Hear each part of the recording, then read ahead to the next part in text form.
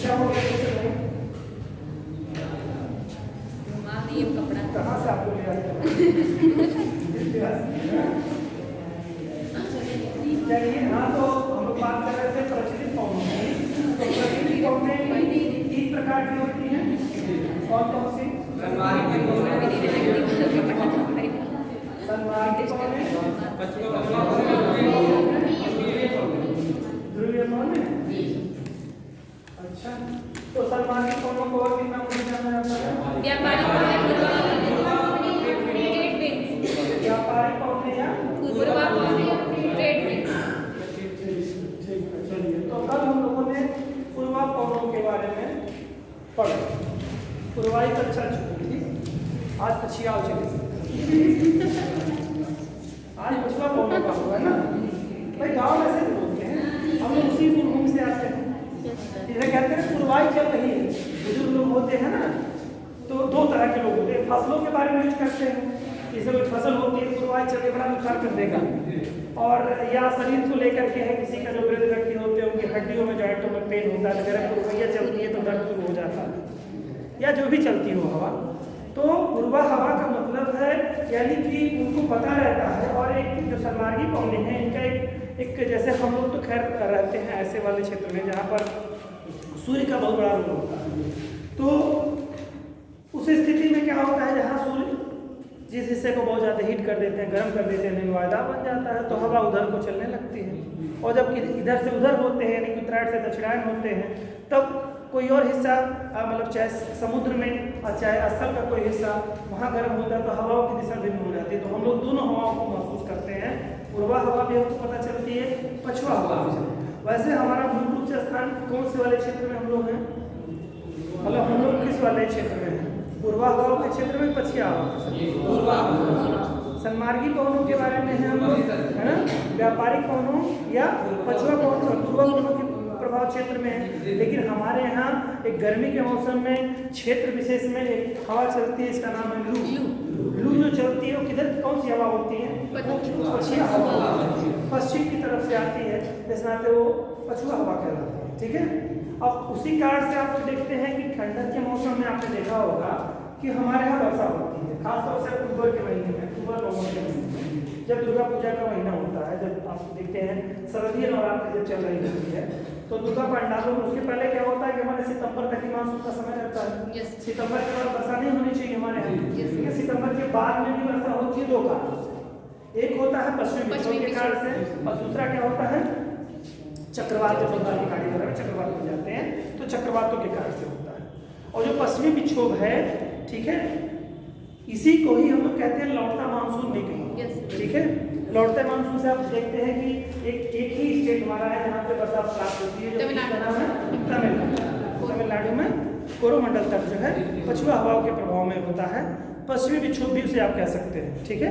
तो पश्चिमी विक्षोभ का जो असर होता है वो उड़ता कहाँ से है? भूमध्य सागर का नाम सुने? अच्छी बात है, देखे भी हैं और अच्छी बात है। नहीं जानते हैं तो जान लीजिए। तो अगर देखे हैं और जानते भी हैं तो अच्छा है। इधर से जो होता है जेट स्ट्रीम का नाम सुने हैं? नहीं सुने? हम ही पढ़ा है यार, तो बता दो। जेट स्ट्रीम जो अभी चलती है, तो वो जेट स्ट्रीम का इफेक्ट आता है। और जो हवा भूमध्य सागर के ऊपर से उठती है इधर होकर के, है ना, यहाँ पे कौन सा रेगिस्तान पड़ता है?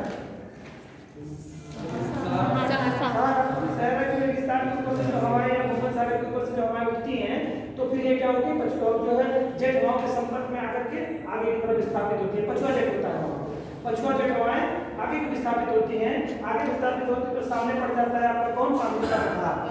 पामिर का पठार कितना ऊंचा है धरातल से? लगभग 45 मीटर, लगभग 45 मीटर यानी 5 मीटर है, लगभग 5 किलोमीटर की ऊंचाई पर है।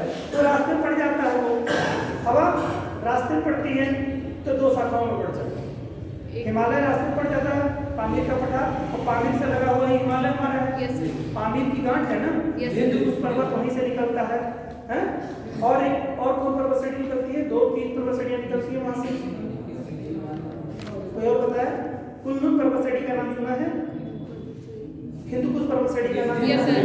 तो ये जो पर्वत श्रेणी है, एक चीन की तरफ चली जाती है और एक चला जाता है अफगानिस्तान। ठीक। और इसके और आगे आएंगे थोड़ा सा तो वहां पर काराकोरम पर्वत श्रेणी, जास्कर, लद्दाख, तो ये पर्वत श्रेणियां पड़ती है। उसी पर्वत श्रेणी से आगे जाएंगे हिमालय पड़ जाता है, गैलेक्सी का हिस्सा पड़ता है। तो जो हवा आती है दोस्तों तो दो भागों में से बढ़ती है। एक हवा चली जाती है उधर चीन की तरफ, ठीक, जो चीन से टर्न होकर के किधर चली जाती है, मंगोलिया से होते हुए आगे चली जाती है, आधा चीन लेकर के मंगोलिया की तरफ। दूसरी वो ज्यादा इंपॉर्टेंट है क्योंकि जनसंख्या उधर रहती नहीं। अब एक हवा चली आती है हिमालय से मिलती हुई भारत की तरफ, तो जब भारत में टर्न करती है तो पहले कौन सा राज्य मिल जाएगा शीर्ष पे, जम्मू कश्मीर, इसके बाद हिमाचल प्रदेश, इसके बाद उत्तराखंड, ठीक है। ये हिस्सा जब पड़ जाता है तो जो मैदानी क्षेत्र हमारे पड़ते हैं, सॉरी जो पहाड़ी क्षेत्र पड़ते हैं, तो पहाड़ी क्षेत्र कहाँ कहाँ होगा, जम्मू कश्मीर होगा, हिमाचल प्रदेश, उत्तराखंड होगा। यहाँ पर चूंकि छांव ऊंचा होता है, सॉरी यहाँ पर स्थल ऊंचा होता है तो टेम्परेचर कम होता है। टेम्परेचर कम होने के कारण इन क्षेत्रों में हिमपात होते हैं और जब ये टेम्परेचर और नीचे वाले हिस्से में आ जाते हैं तो टेम्परेचर क्या होता है और ज़्यादा बढ़ जाता है, यानी कि तापमान जो कम था वो ज़्यादा हो जाता है, तो वो बर्फ की जो बूंदें हैं वो पानी की बूंदों में बन जाती हैं। तो पंजाब, हरियाणा, दिल्ली, उत्तर प्रदेश के हिस्सों में, बिहार के हिस्सों में पानी बरसाता है, ठीक है, ये पानी बरसाता है और हिमालयी राज्यों में क्या करता है, हिमपात, ठीक। और यही फिर आगे चलता हुआ आगे बढ़ जाता है और बंगाल से होते हुए बंगाल की खाड़ी में प्रवेश कर जाता है। तो बंगाल की इस खाड़ी में जब प्रवेश करता है तो उधर पूर्व हवाओं का संपर्क उसको मिल जाता है, व्यापारिक हवाएं उसको मिल जाती है। व्यापारिक हवाएं सुने हैं ना, तो ये छाछ के अंदर ये हिस्सा है तो पूर्व हवाओं के संपर्क में आ जाता है। अब पूर्व हवाएं उन्हीं हवाओं को लेकर के चली जाती है कहाँ पर, कोरोमंडल की तरफ चली जाती है। अब चूंकि जब यहाँ आती है तो बंगाल की खाड़ी से नमी पा जाती है, तो आकर के कोरोमंडल में नवंबर के महीने, अक्टूबर के महीने में वर्षा करा देती है। यही लौट का मानसून कहलाता है, समझ आया? यस सर, ठीक। आगे चलते हैं। भाई समझाना बहुत कठिन काम, जो नए नए चेहरे दिखते हैं क्लास में, नए नए चेहरे दिखते हैं तो प्रसन्नता होती है ना, एक नया चैलेंज।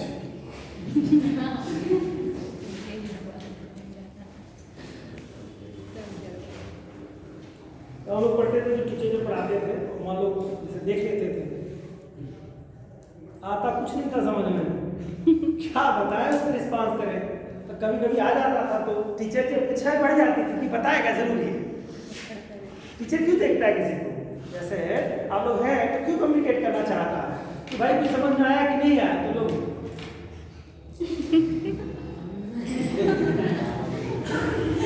कुछ ऐसे ही बिहेवियर होता है लोगों का ना, कि मतलब हमसे क्या मतलब सर, हमसे क्या मतलब, क्या कहना चाह रहे हैं आप।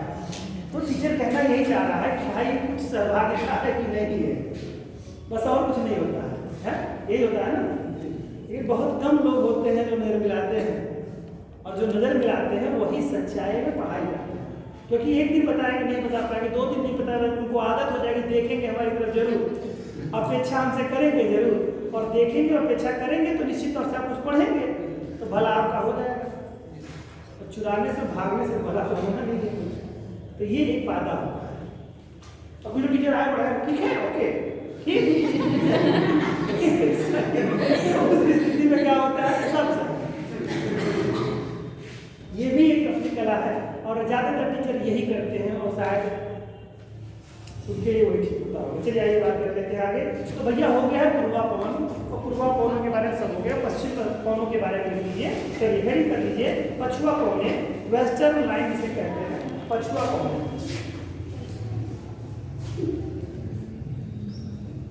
पढ़ाई के साथ अगर मजा आ जाए तो फिर क्या बात है ना, पढ़ाई के साथ अगर मजा आ जाए तो फिर क्या बात है। जब पिक्चर देखते हैं, कोई सीरियल देखते हैं तो मजा उसके साथ रहता है ना,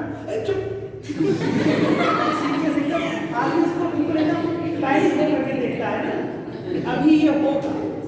अरे मुझे इसका अनुभव आते हैं, जब घर पे जाते हैं शाम को डिनर का टाइम रहता है तो मैं न्यूज ही देखता हूँ, क्योंकि न्यूज के अलावा मुझे और कुछ समझ नहीं आता। पिक्चर देखने का टाइम नहीं होता, पिक्चर देखने का टाइम नहीं होता और न्यूज देखने का टाइम होता है।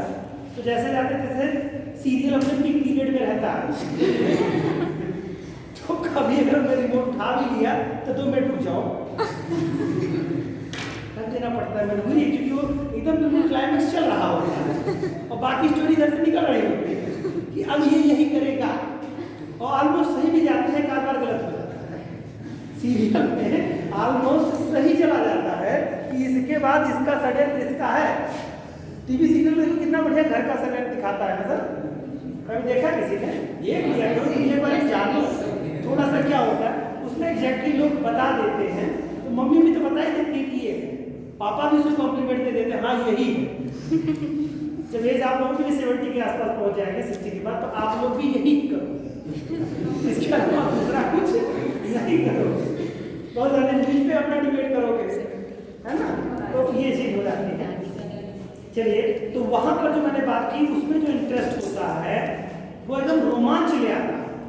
कुछ एक सीरियल इतने पॉपुलर होते हैं, वरना दूरदर्शन चैनलों पर सीरियल बंद हो गए थे। यही लोग हैं टीआरपी बढ़ाते हैं, तो वहाँ से देखते हैं लोग कितने लोग देख रहे हैं, तो इससे पता चल जाता है कि चैनल चल रहा है और टीआरपी ठीक है, यानी बनाना सीरियल और मोटिवेशन मिलता है और सीरियल बनता है, और वो इंटरेस्ट ही उनको वहाँ टीवी पे अट्रैक्ट किया रहता है। तो पढ़ाई भी एक तरह से वही है, पिक्चर चल रही है, इसमें एंटरटेनमेंट इंटरेस्ट बना हुआ है, तो इसका मजा है ना। ठीक, आगे चलिए बच्चों। उपोष्ण उच्च वायुदाब की मेखला से, उपोष्ण उच्च वायुदाब की मेखला से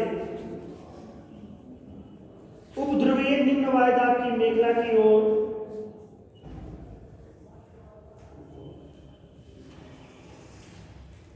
उपोष्ण उच्च वायुदाब की मेखला से उपध्रुवीय निम्न वायुदाब की मेखला की ओर बहने वाली पवनों को, उपध्रुवीय निम्न वायुदाब की मेखला की ओर बहने वाली पवनों को पछुआ पवने कहते हैं।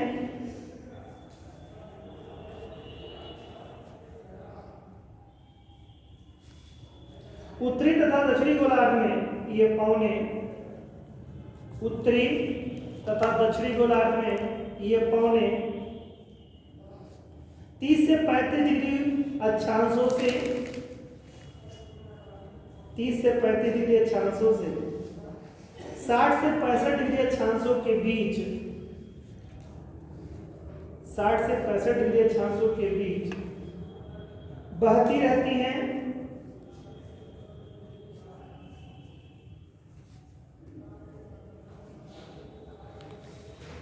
पृथ्वी की परिभ्रमण गति के कारण, पृथ्वी की परिभ्रमण गति के कारण उत्तरी गोलार्ध में, उत्तरी गोलार्ध में इनके अपवाह की दिशा, देखो बेटा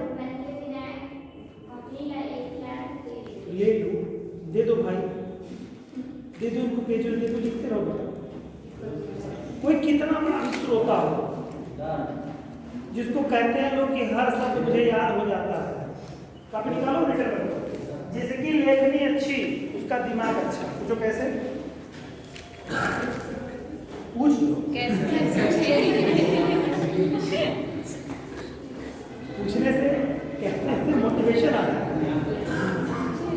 क्योंकि जब आप सुनते हो ना और जब लिखते हो तो दिमाग में रहता है। कुछ लोग होते हैं जब दिमाग में नहीं रहता तो भूल जाते हैं, क्या बोले क्या बोले, तो इससे आपका दिमाग साफ हो जाता है। अगर 2 घंटे आप लिख लेते हैं डेली तो समझ लीजिए मजा आ जाता है, हाथ में उंगलियां सही हो जाती है, वरना एग्जाम में लगते हैं लोग की उंगलियां ऐसे हो जाती है, कुछ लोग ऐसे कलम से लिखते हैं, अब देखा नहीं क्या होगा, अरे हो जाता है यार, आप लोग का नहीं होता क्योंकि आप लोग वर्क करते हो उस पर ना। कुछ एक लोग की उंगलियां वाले दिखाते हैं कि मतलब टेढ़ी हो गई, कुछ लोगों का तो मैंने देखा है भाई पेन ऐसे हो जाता है, जैसे पकड़ेंगे तो ऐसे, एग्जाम आते आते वही जाता है इससे, मतलब लिखना ऐसे ऐसे शुरू कर देते हैं, क्योंकि प्रैक्टिस नहीं होती। जब आप पेज लिखोगे तो पेज लिखना पड़ेगा। अगर कोई लिख करके कभी ट्राई करो कि एक रिफिल खत्म कर डालो, किसी भी उद्देश्य बना लो और लिख डालो, कुछ राम राम ही लिख लो, सीता राम ही लिख लो, मतलब जो मन के वो लिख लो, जो तुमको आसान लगे कि पेन जल्दी खत्म होगा, हमारा पेन रुकेगा नहीं, वही लिखते जाओ। पूरी जीवनी लिख डालो अपनी, कब पैदा हुए कब तक पहुंचे हैं कहाँ, जो जो याद है सब नॉन स्टॉप लिखते जाओ। और रिफिल जब तक खत्म ना हो जाए तब तक लिखते जाओ, तब समझो कि तुम यूपीएससी की तैयारी कर रहे हो। अगर ऐसा कर लेंगे आप तो समझ लीजिए क्या कंपटीशन में आने लायक हो। अब मैं ये नहीं कह रहा हूँ कि टिप्पणी नहीं है मेरा बस इतना कहना है कि अगर आपने खत्म कर लिया 3 घंटे में खत्म कर लिया तब किसी काम के हैं आप, नहीं तो बहुत ज़्यादा काम करने की ज़रूरत है। ठीक है? मेरा दो पहलू होते हैं। पहलू ये है कि इतना लिखना पड़ेगा आपको कि जितना बीए में लिखते हैं 2 कॉपी 2 परीक्षा देते हैं उतना एक परीक्षा के बराबर लिखना होगा। और जो लोग थोड़ा संक्षिप्त लिखते हैं वो 3 पेपर के बराबर लिखना होगा यूपीएससी में, नहीं तो आपका पेपर नहीं हो पाएगा, आप सब सीमा को पूरा ही नहीं कर पाएंगे और आपका हो नहीं पाएगा। तो प्रैक्टिस करना पड़ेगा।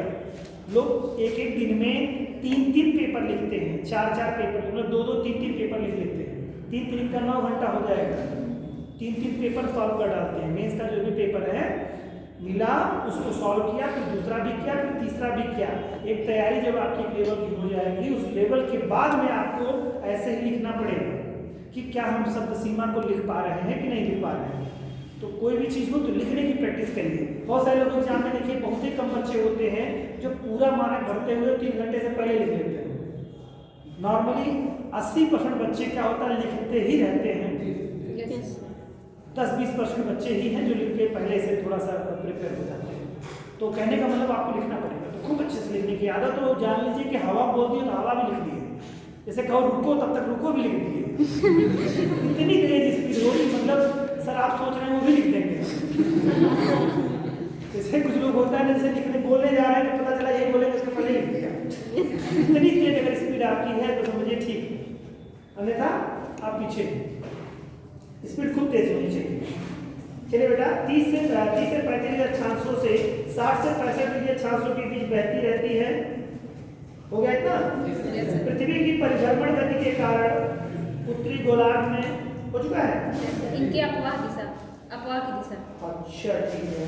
तो पृथ्वी की परिभ्रमण गति के कारण उत्तरी गोलार्ध में इसके प्रवाह की दिशा दक्षिण पश्चिम से उत्तर पूरब की ओर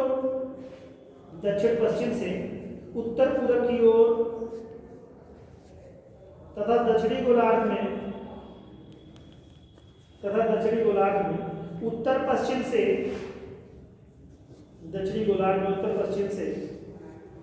दक्षिण पूरब की ओर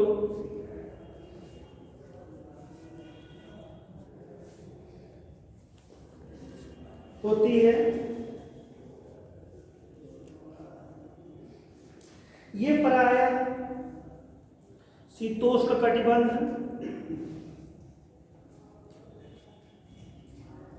और शीतोष्ण में, ये प्रायः शीतोष्ण कटिबंध और शीतोष्ण में चला करती है।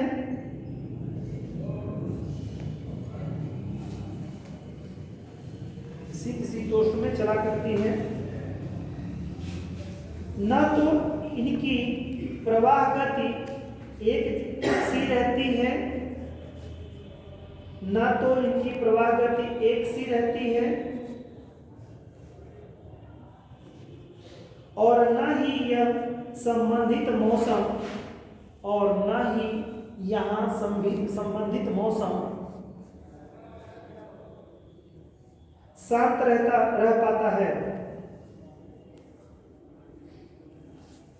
अर्थात मौसम की परिवर्तनशीलता ही इनकी विशेषता है।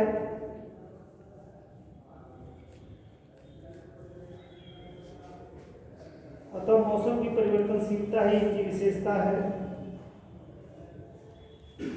इन पवनों के प्रदेश में शीतोष्ण चक्रवात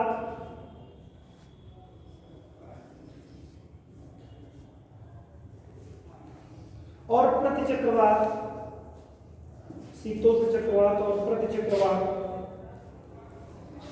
चलते रहने के कारण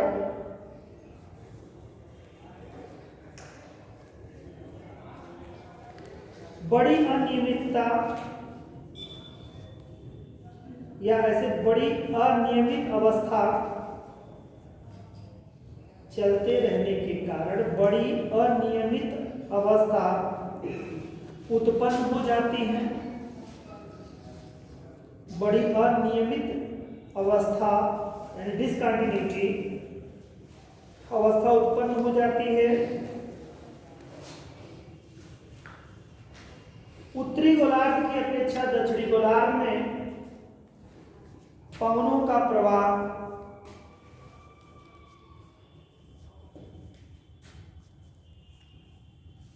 उत्तरी गोलार्ध की अपेक्षा दक्षिणी गोलार्ध में पवनों का प्रवाह अधिक अस्थायी और निश्चित होता है। अधिक अस्थायी व निश्चित होता है।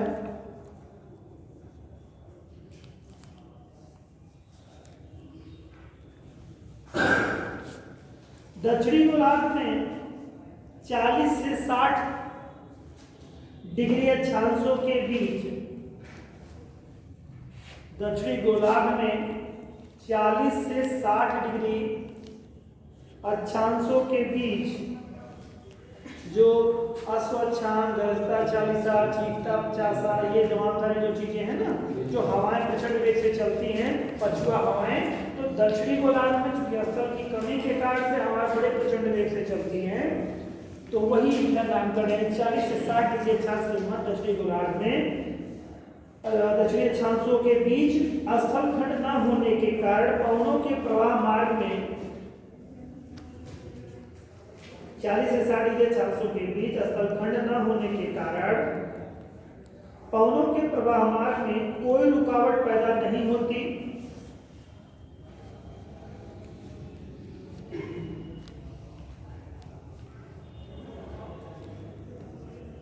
इन अक्षांशों के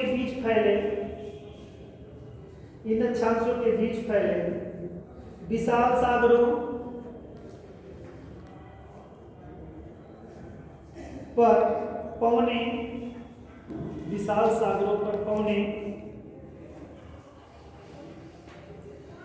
ग्रीष्म ऋतु और शीत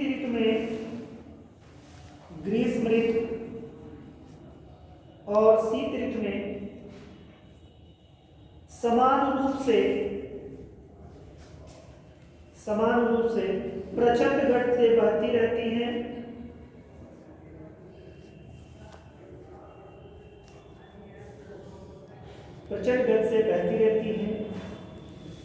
यहाँ के प्रचंड वेग के कारण ही इन अक्षांशों के अनुसार यह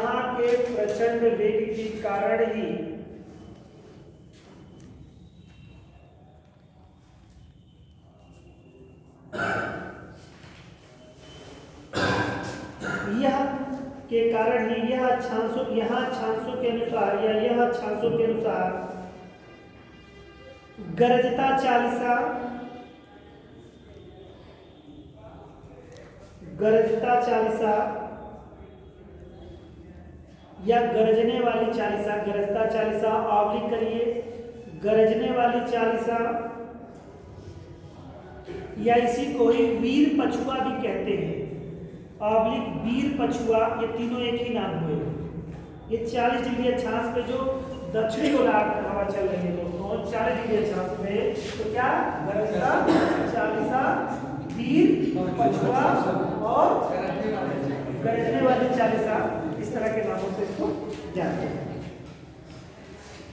वीर पछुआ कामा प्रचंड 50 डिग्री अक्षांश पे जो चलती है दोस्तों, वो प्रचंड 50 कहलाती है।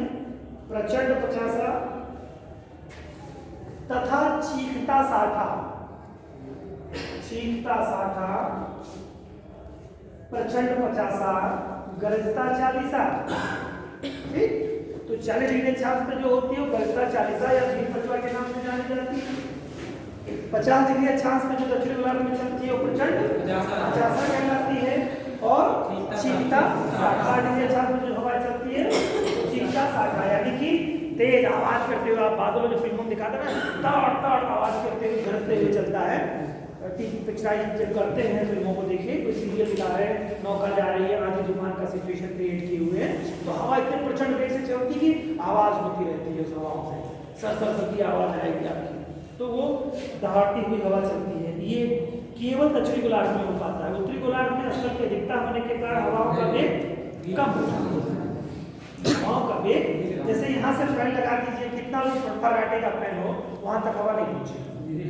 अब वो डाइवर्ट होती रहेगी, इनसे लकड़ी टकराएगी, इधर जाएगी, इधर जाएगी, इधर जाएगी, मतलब वहाँ हवा का बहुत कम अंश जाएगा। लेकिन यहाँ बच्चों का क्या होगा, सब कुछ उड़ जाएगा, काम की किताब एक बंद करना पड़ेगा सब कुछ, है ना। तो यही स्थिति स्थलों पर जो हवा पछुआ या पूर्वा हवा चलती है, तो स्थल की अधिकता के कारण हवाओं का वेग टकराने के कारण से कम हो जाता चलती है। ये उत्तरी गोलार्ध में भी है 40 से 60 के मध्य, और दक्षिणी गोलार्ध में भी है, लेकिन उत्तरी गोलार्ध में ऐसी स्थिति ही नहीं बन पाती कि ये वेग इतना ले टकरा के क्या हो जाती है, गति स्लो हो जाती है। तो इस नाते ही इस तरह से माना जाता है कि उधर हवा उत्पन्न ही नहीं हो पाती है इस रूप में। लेकिन ये चीज दक्षिण में स्थल का अभाव है, खुला सागरीय क्षेत्र है, तो हवा बहुत तेजी से चल पाती है, ठीक है, वहां पर वो उत्पन्न ही नहीं हो पाता। ठीक, जैसे मान लो क्लास को डिस्टर्ब करना चाहता है, तुरंत सारी व्यवस्थाओं के साथ उसको दबा दिया जाए तो पढ़ेगा, लेकिन अगर उसको पोषित कर दिया जाए तो नहीं पड़ेगा, डिस्टर्ब भी करेगा। वही है, हवाएं यहाँ पर उत्पन्न नहीं हो पाती, मतलब जैसे उत्तरी गोलार्ध में आती हैं तो वो स्थल के कारण से कम हो जाता है उनका प्रभाव, तो लगभग वहाँ पर उसका असर नहीं रह जाता, वो फिर यही पश्चिम पश्चिम करता रहता है। अब उसमें देखो कि बहुत सारे पर्वत पड़े वाले हवाओं वाले क्षेत्र में, अब हम देखो राखी पर्वत पड़ जाएगा, इधर बहुत सारे जो है आल्प्स पर्वत, अग्लेशियन पर्वत है, फिर आल्प्स पर्वत है यूरोप में, इस क्षेत्र में तो तमाम सारे पर्वत पड़ रहे हैं ना, तो वैसे हवा ऐसे उधर का बंद हो जाएगा, तो फिर वो हवा बदी नहीं पाएगी। जहाँ पे खुला स्पेस मिलेगा वहां पर तेजी से हवा चलेगी, तो दक्षिणी गोलार्ध में ऐसा होता है। समझ गए दोस्तों, चीकता शाखा कहलाती है। ये सभी नाम जो गरजता 40, प्रचंड 50, चीकता 60, ये सब नाविकों के द्वारा दिए गए नाम हैं। ये सभी नाम नाविकों द्वारा दिए हुए हैं, ये सभी नाम नाविकों द्वारा दिए गए हैं या दिए हुए हैं, है ना। यस ओके, चलिए आगे देखते हैं, पैराग्राफ चेक कर लेंगे। देखिए, पछुआ पौने गर्म अक्षांशों से, पछुआ पौने गर्म अक्षांशों से एवं गर्म धाराओं के, पछुआ पौने गर्म अक्षांशों से एवं गर्म धाराओं के सागरों से, एवं गर्म धाराओं के सागरों से ठंडे अक्षांश की ओर बहती हैं, ठंडे अक्षांश की ओर बहती हैं। अतः मार्ग में अपने साथ काफी नमी ले लेती हैं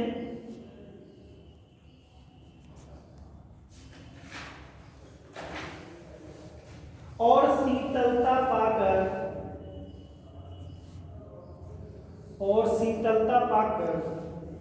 पश्चिमी तट के आसपास, शीतलता पाकर पश्चिमी तट के आसपास पर्याप्त वर्षा कर देती हैं।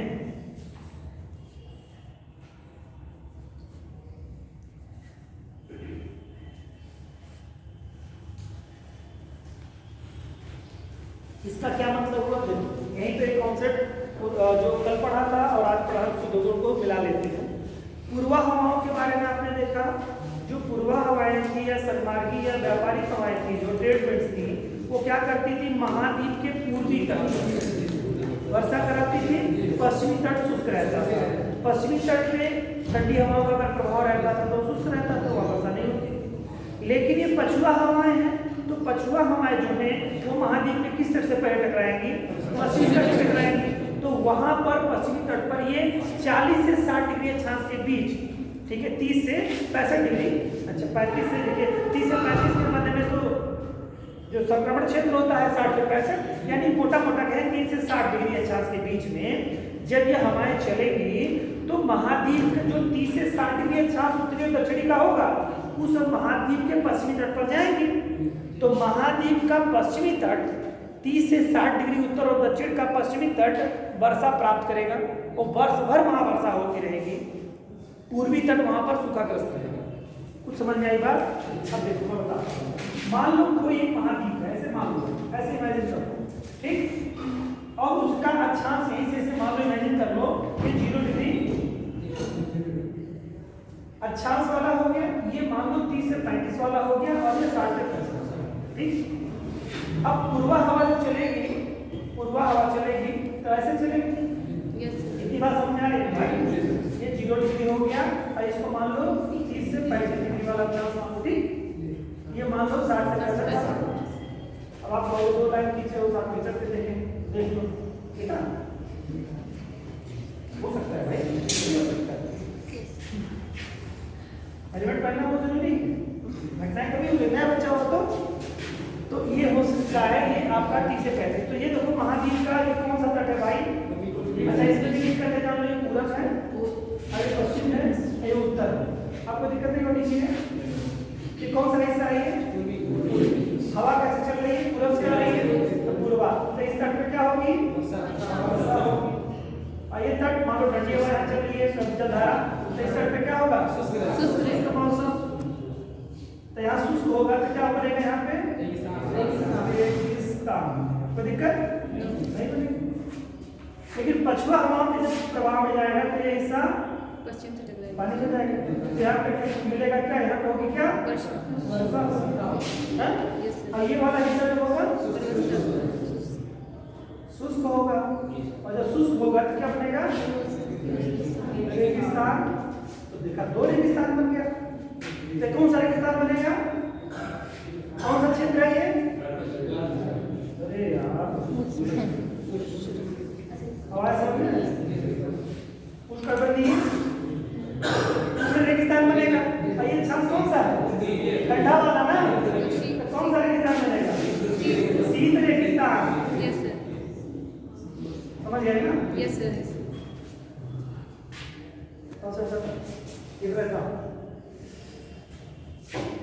व्यापारिक हवाओं के क्षेत्र में महाद्वीप के पूर्वी तट पर पर्याप्त वर्षा, महाद्वीप के पश्चिमी तट पर शुष्कता, सूखा मौसम। सूखा होगा तो पानी नहीं बरसेगा, पानी नहीं बरसेगा तो रेगिस्तान होगा। और चूंकि इसका अक्षांश उष्णकटिबंधीय है तो यहाँ पर गर्म रेगिस्तान पाया जाएगा, ठीक। और ये वाला हिस्सा यानी कि 30 से 60 की बात करेंगे पछुआ हवाओं के क्षेत्र में, तो महाद्वीप का पूर्वी तट, सॉरी, महाद्वीप का पश्चिमी तट वर्षा प्राप्त करेगा और पूर्वी तट शुष्क रहेगा। और यहाँ पर रेगिस्तान कौन सा पाया जाएगा? शीत रेगिस्तान पाया जाएगा। जैसे आप मान ले लीजिए कोलंबिया, मंगोलिया, मंगोलिया कैसे रेगिस्तान है? शीत रेगिस्तान है भाई। अच्छा, उसका ऊपर जो ऊपर और ठंडा, जो नीचे, तो ये इतना ऊपर है, देखो पीले के बाद सीधा है ना, तो ये रेगिस्तान यहीं पर नहीं है, थोड़ा ऊपर और थोड़ा नीचे भी है। मतलब इस वाले हिस्से में भी है, चीन में भी है, और इसमें भी है और इसमें भी है, ठीक है। तो ये पूरा मंगोलिया का रेगिस्तान इसमें देखा जाता है, तो शीत रेगिस्तान बन जाता है। तो अभी समझ में आया रेगिस्तान कहाँ कहाँ होगा? Yes sir. कैसे बताओगे? ऐसे बताओगे कि 30 से 0 से 35 डिग्री यानी व्यापारिक हवाओं के क्षेत्र में, ठीक, महाद्वीप के पूर्वी तट पर, यानी 30 से मतलब 0 से 30 डिग्री अक्षांश, ऐसे समझो, चाहे 0 से इस नाते समझो कि डोल्ट्रम आप निकाल लोगे। 0 से 30 डिग्री वाले क्षेत्र में महाद्वीप का पूर्वी तट हमेशा पानी पाएगा, संपन्न रहेगा वर्षा से, और उसका पश्चिमी तट रेगिस्तान हो सकता है या होगा, दोनों कंडीशन बनेगी, डिपेंड करता है कैसे सिचुएशन है। तो उसके रेगिस्तान पाया जाएगा जो कि गर्म रेगिस्तान होगा, ठीक। अब आप एक तरह से भारत को ले लो, लेकिन भारत की स्थिति थोड़ी सी भिन्न है, भारत को मत लो, भारत अपवाद है, ठीक है। अब वहां पर मानसून का क्या कारण है वो बता चुका हूँ। तो और चीजों में देखोगे कि इतना हिस्सा बेटा यहाँ रेगिस्तान पाया जाएगा, गर्म रेगिस्तान पाया जाएगा, इस पछुआ हवाओं के क्षेत्र में यहाँ पाया जाएगा। कोई जरूरी ही नहीं मिले, संभावना, प्रोबेबिलिटी रहती है, प्रोबेबिलिटी है यहाँ पर, है। तो ये यहाँ पर रेगिस्तान को मिलेगा, जो कि क्योंकि ठंडा मौसम है तो यहाँ पे शीत रेगिस्तान मिल जाएगा आपको, ठीक है। तो ये आपका होता है, ये वर्षा वाले संपन्न क्षेत्र, यानी यहाँ वर्षा तो यहाँ वर्षा, ये वर्षा और ये वर्षा वाला क्षेत्र दोनों, यानी कि फ्लैक्चुएट हो रहा है। महाद्वीप अगर पूरा पूरे ग्लोब में फैला हुआ है, मतलब एक तरह से जीरो, मतलब पूरे एक गोलार्ध पूरा कवर कर रहा है, मान लो कोई महाद्वीप है, हालांकि ऐसा कोई है ही नहीं। अब अमेरिका वगैरह को ले लोगे तो है, अमेरिका को ले लोगे तो यहाँ पे आपको दिखाई देगा, अमेरिका को ले लोगे तो इस तरह से देखोगे, इधर देखोगे तो क्या उष्ण रेगिस्तान हो जाएगा यहाँ पे। और फिर इसके बाद में आप चले जाओगे इस वाले हिस्से को ले लो तो यहाँ पर हिस्सा ये बन जाएगा, तो यहाँ पर देखोगे शीत रेगिस्तान टाइप का आपको मिलेगा। इसमें सब क्या अच्छा ऊपर हो जा रहा है, तो शीत तो बिल्कुल है। कनाडा वगैरह का क्षेत्र कैसा है, ठंडा है। तो बहरहाल ये बात समझ में आ गई ना कि व्यापारिक हवाओं के क्षेत्र में महाद्वीप का पूर्वी तट वर्षा पाएगा और महाद्वीप का पश्चिमी तट वर्षा नहीं पाएगा, रेगिस्तान होगा, ठीक। इसी तरह से व्यापारिक हवाओं के क्षेत्र में महाद्वीप का पश्चिमी तट वर्षा प्राप्त करेगा और पूर्वी तट वर्षा नहीं प्राप्त करेगा। ये तो हो गया ना भाई, बस बस इतना ही है। तो अभी लाइन और भी शुरू हो जाएगा काम का। पश्चिमी तट के आसपास पर्याप्त वर्षा कर देती है, यहाँ तक हो गया। इन अक्षांशों वाले महाद्वीपों के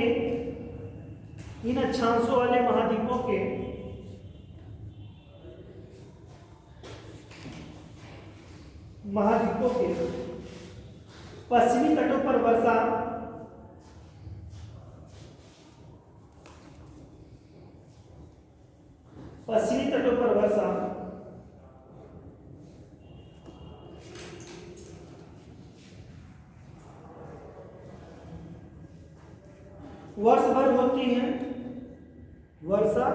वर्ष भर होती है और पूर्वी तट प्राय शुष्क रहते हैं।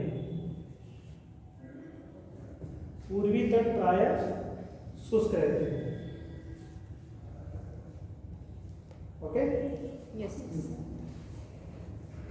अब देखो थोड़ा सा, जैसे अगर कोई क्लास डिस्टर्बेंस कहेगा कि कितने एग्जैक्टली पूछने लगे कोई कि कितना पछुआ हवाओं का क्षेत्र एग्जैक्टली कितने दूर में बनता है, तो देखो ये 30 से 35 है ना, तो 35 से लेकर के कहाँ तक 60, तो 35 से 60, ठीक।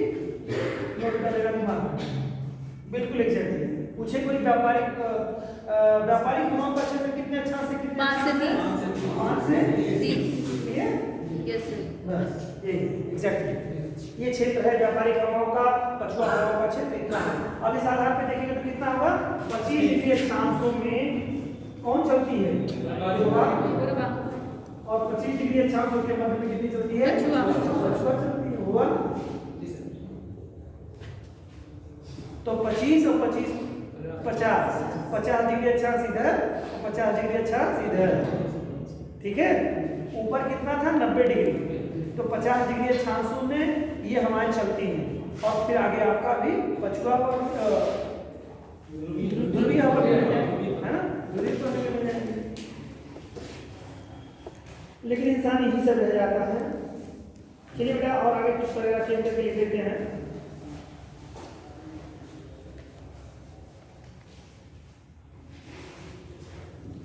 वायुदाब पेटियों के खिसकने से, उसी में आगे पड़ेगा चेंज करके, वायुदाब पेटियों के खिसकने से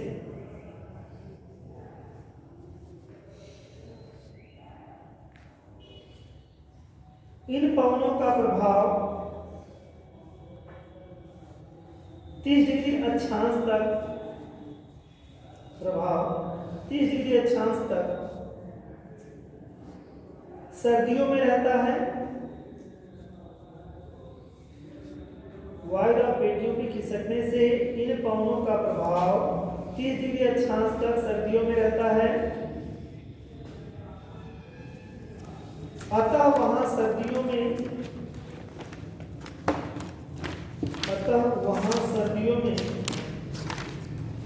वर्षा होने से भूमध्य सागरीय जलवायु पाई जाती है। लिख लो बेटा ध्रुवीय पवने, स्टडी करो ध्रुवीय पौधे फटाफट। पोलर विंड्स जिसे इंग्लिश में कहते हैं, ध्रुवीय पौधे।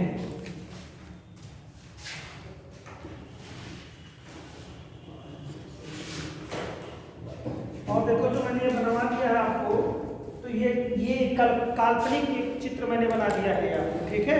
कोई कंट्री इस तरह से है नहीं, ठीक।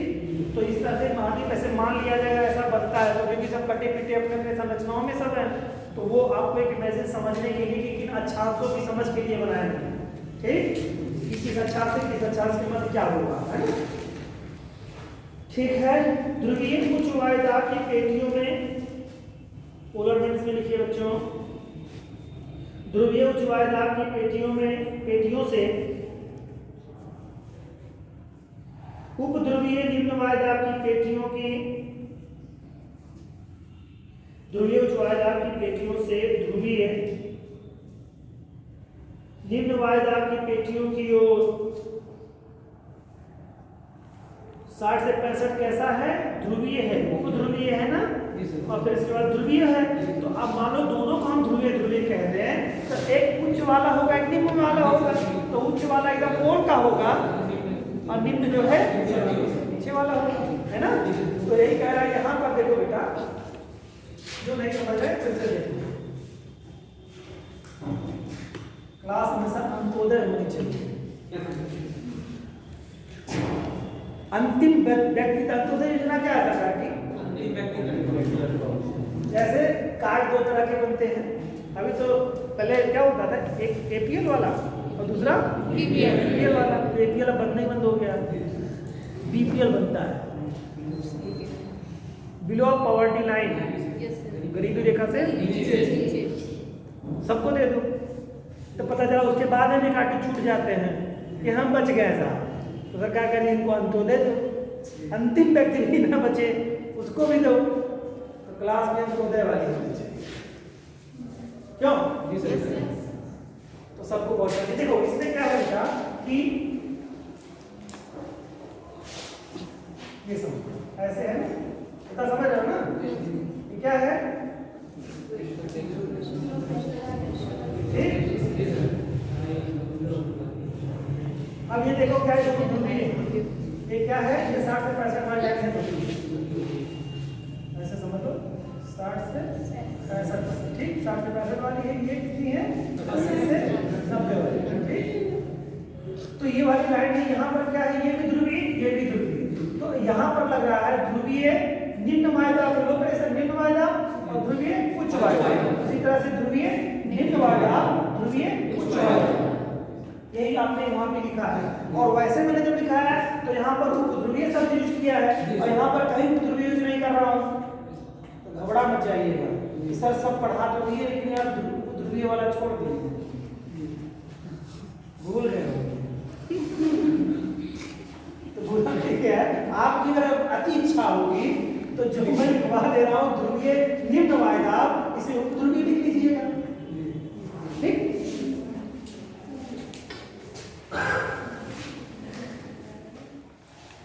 हम क्लास 8 में पढ़ रहे थे, तो एक सर जो है, एक सर बहुत अच्छा पढ़ाते हैं, बहुत अच्छा पढ़ाते हैं वो, और संयोग से सोशल साइंस ही पढ़ाते थे। लेकिन वो इतने बिजी व्यक्ति थे कि पूरे वर्ष भर में मुझे लगता है 4-5 क्लास ही मुझे दे पाए। मैं हमेशा देखता रहता था दुर्लभ भरी निगाहों से कि आज आए हैं तो आज पढ़ाएंगे।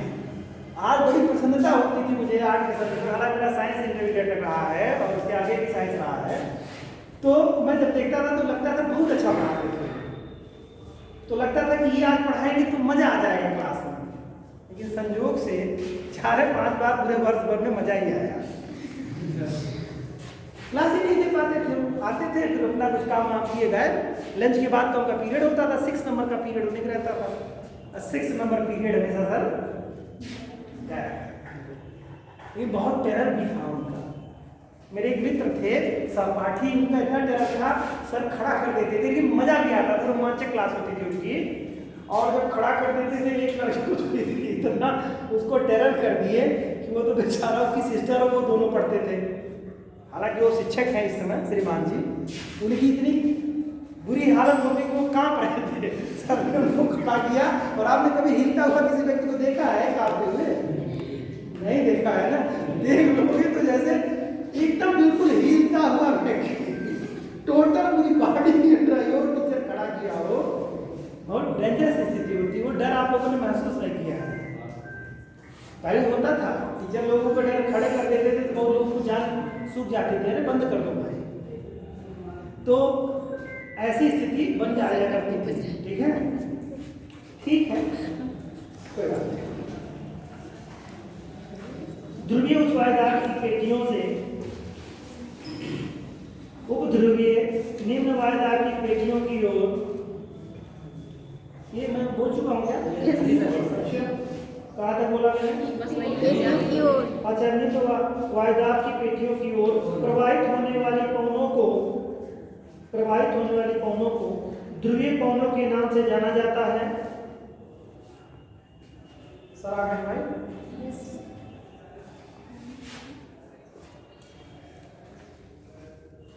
मेरा बड़ा नाम इसमें खराब है भाई। क्लास जल्दी रखोगे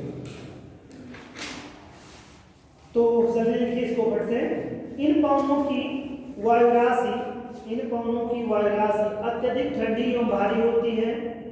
इन पवनों की वायुराशि अत्यधिक ठंडी एवं भारी होती है। उत्तरी गोलार्ध में इनकी दिशा उत्तर पूर्व से दक्षिण पश्चिम की ओर तथा दक्षिणी गोलार्ध में दक्षिण पूर्व से उत्तर पश्चिम की ओर होती है। उत्तरी गोलार्ध में इनकी दिशा उत्तर पूर्व से दक्षिण पश्चिम की ओर तथा दक्षिणी गोलार्ध में दक्षिण पूर्व से उत्तर पश्चिम की ओर होती है।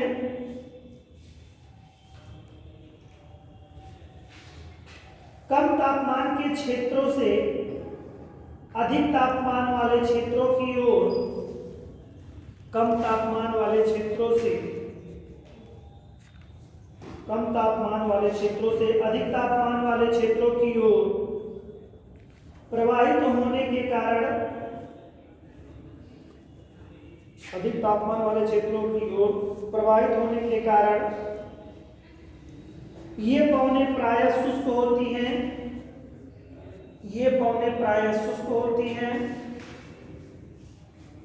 क्योंकि इनकी जल वाष्प धारण करने की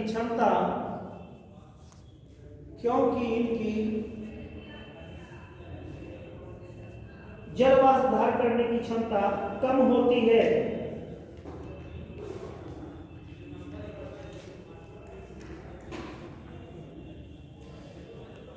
अब विस्थापन देखना है वायुमंडलीय त्रिकोशीय परिसंचरण का। हम लोग देखेंगे वायुमंडलीय त्रिकोशीय परिसंचरण जो है इन्हीं हवाओं को लेकर के, पछुआ हवाओं का बनेगा, एक पूर्वा हवाओं का बनेगा, एक ध्रुवीय हवाओं का बनेगा दोस्तों।